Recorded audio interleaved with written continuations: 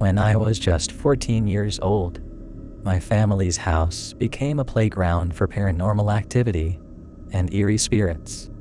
In my case, I had always possessed the peculiar ability to see and hear things beyond the ordinary. I would often share my eerie experiences with others, but sadly, most folks would just brush them off as mere imagination. However, that all changed one fateful night. My sister, Emma, and I found ourselves home alone one evening. Our mom had to attend a business meeting out of state, leaving us to fend for ourselves. As I descended the stairs, I distinctly heard some shuffling sounds. Naturally, I assumed it was my mischievous sister trying to play a prank on me. I called out to her, saying, "Emma, your prank isn't funny, stop it." But what happened next left me stunned. Right as I uttered those words, my sister, Emma, bolted out of her room and switched on the lights. She seemed genuinely puzzled and asked what I was talking about. I was utterly taken aback, not understanding how she could be in two places at once. I instructed her to go back to bed, trying to shake off the bizarre encounter. Yet, what unfolded next sent shivers down my spine. As I stepped into my room, an unsettling giggle pierced the silence. My heart raced as I frantically scanned the room. That's when I saw him, an eerie man of around 40. His eyes wide and his face ghostly pale. He was entirely bald, and his mouth appeared grotesquely slit. I couldn't contain my fear. I let out a piercing scream that echoed through the house. I haven't dared to enter my room ever since. In the years that followed, we decided to leave that haunted house behind. We sought refuge in a new, peaceful home, hoping to leave those spine-chilling experiences far behind us.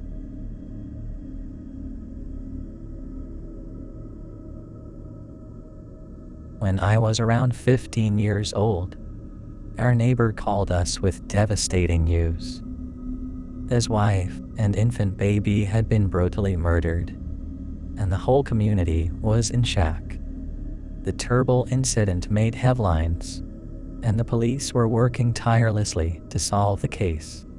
There were very few clues to follow, which made the investigation even more challenging. To aid in their efforts, the police set up surveillance during the memorial service. It was a heart-wrenching scene as the mother was tragically holding her baby in her arms. I was asked to assist in a rather unusual way. My task was to collect the flower cards from the memorial, periodically approach the grieving husband, and inquire if he recognized the names on the cards.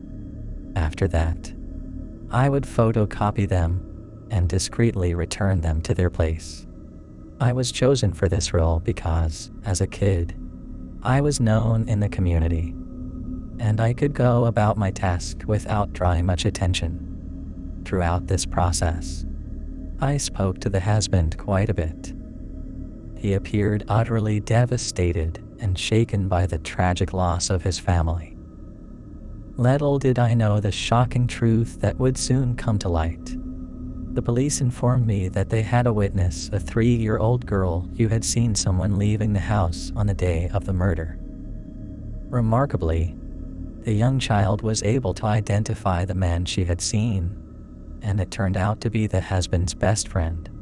As the investigation progressed, an unsettling truth emerged. The husband and his so-called best friend had made a horrifying pact. They planned to murder each other's families and run away with their secretaries.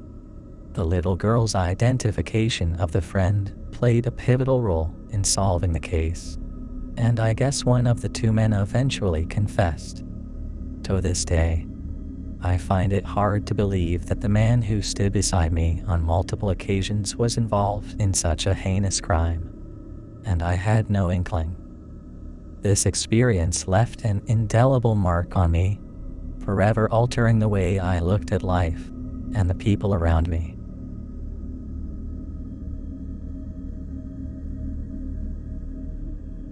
I used to work at a hospital, tending to patients, making beds, and helping out with various tasks.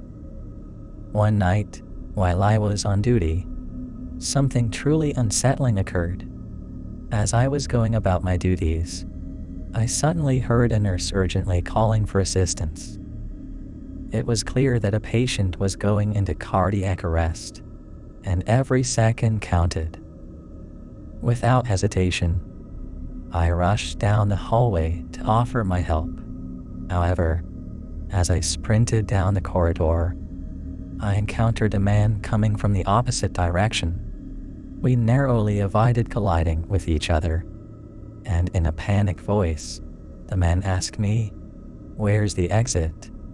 Responding quickly, I pointed him in the direction of the exit so he could find his way out of the hospital.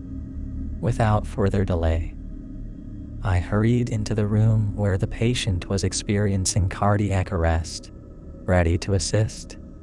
But to my utter disbelief, I found myself face to face with the same man who had just rushed past me in the hallway moments ago.